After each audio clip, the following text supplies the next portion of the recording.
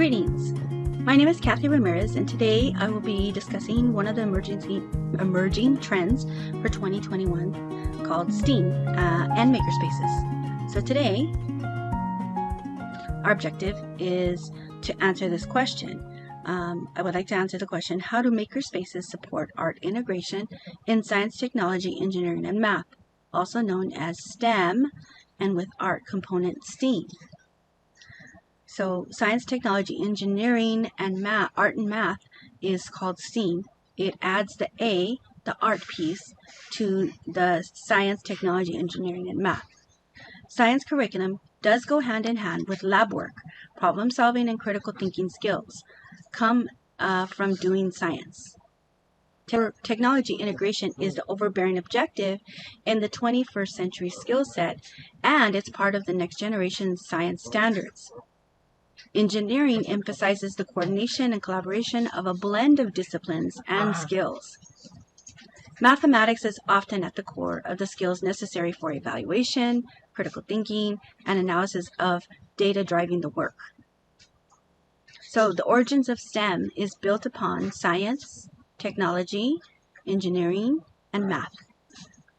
When we change STEM into STEAM, we add the component of art.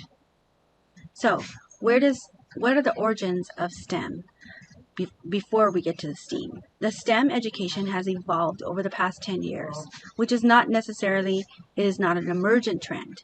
But here's some of the history. So Obama, back in 2009, had a campaign called Educate to Innovate, where he invested over $3 billion in the idea of STEM. STEM had been around long before it even had the name, and the key component of STEM was integration. So you're blending curriculum to support 21st century skills, as in with Common Core, and that includes your critical thinking, your collaboration, communication, and creativity. Over 13 agencies have been involved in CoSTEM, which means it's the committee to support science, technology, engineering, and math, and that is a result of this over $3 billion. These agencies support by grants and all sorts of different ways. STEM into STEAM is basically adding the component of art or creativity. STEAM, why are we talking about STEAM right now? What's the emergent part? The emergent part is thinking about STEAM and remote or distance learning. In 2020, the pandemic made everyone force education to go into home learning, at-home learning, or remote or distance learning. So here's a quote from an article that talks about how it relates to STEAM.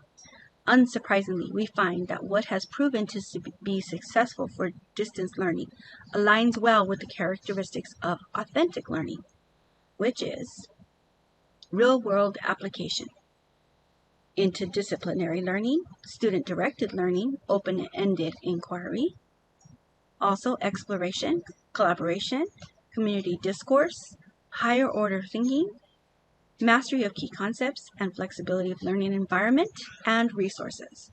So all of these things are components of STEAM. So now let's go back to our original question. The original question is, how do makerspaces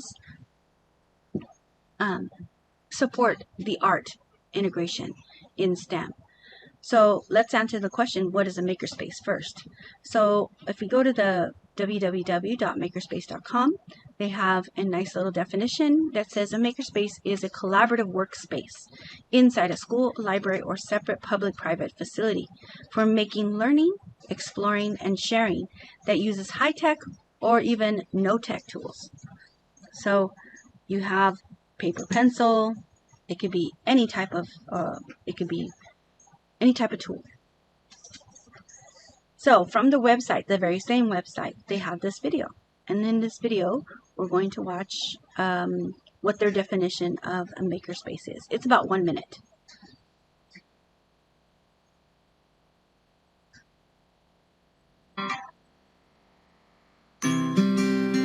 What is a makerspace?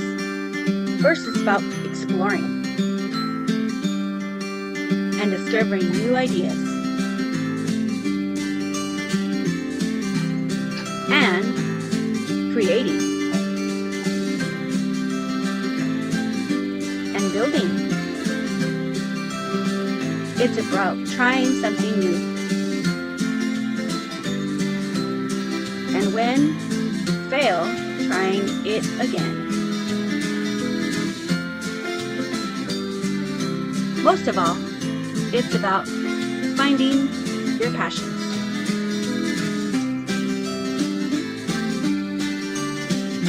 And then sharing them with others.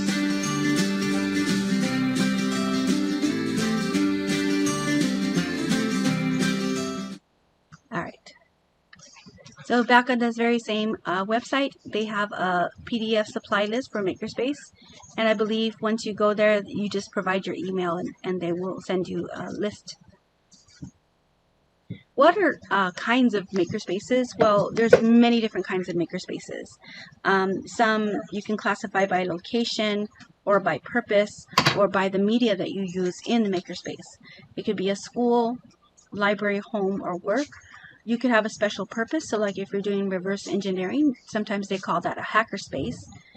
There is also educational, and there are two trademark types of makerspaces. One is called a tech shop that was primarily created for prototyping and fabrication. That one is trademarked, the name tech shop, and it's run by a corporation. Okay, the Fab Lab is also a trademarked makerspace, and it is also for prototyping but also education, and they have courses there. Now they're run by a charter, and the foundation runs the Fab Labs all over the world. You can also create a makerspace by the media that you use. It could be a very low tech, using Q-tips, toothpicks, erasers, paper, crayons, that kind of thing. Or you can use a high tech media like 3D printers, computers, tablets, and such. You could have it honed in on woodworking or circuit boards and electrical items. So your makerspace is how you create it, okay? And it's based on what you want to be accomplished in your makerspace, okay? This is a map of the Fab Lab, and they support the growth of the International Fab Lab Network, which is over 2,000 digital Fab Labs, fabrication labs in over 120 countries. So this is again run by a foundation, and they have a charter, and you can see that they do these all over the world. The tech shop, unfortunately, is now closed as of 2017, but they were run here in the United States. They had filed a Chapter 7 bankruptcy, and basically all the makers who used to go to them are now looking for a new place to conduct their makerspace, to have that. So that's something to think about. In our classrooms, since we went digital and remote, there's another way you can continue your makerspace by having a virtual makerspace. And you can create, imagine, learn, read, discover by using apps such as these to design, to code, to build, to do art, and so on and so forth. How do makerspaces support the arts in STEAM learning? Makerspaces ask the students to pose a question, or they ask a question of the students. They ask the students to think outside the box and creatively solve the problems. They could be using technology to test or communicate their ideas. They could be using engineering strategies to build a model of their ideas. They could use math for math analysis. So makerspaces basically stimulate this authentic inquiry-based learning. And how does this kind of learning represent authentic learning? Well, it represents real-world problem solving, mastery of key concepts, student-directed learning goals. So, the students say, we want to make a rocket, and then you say, why do you want to make a rocket? And then they explore what the rocket's going to accomplish. And it's interdisciplinary when they explore it. It involves community discourse, where they're going to be communicating what is this going to do for our environment, our school, the learners at our school. It involves collaboration, some flexibility of time and space, and materials, and it's open-ended because students can involve themselves in just about whatever inquiry they decide.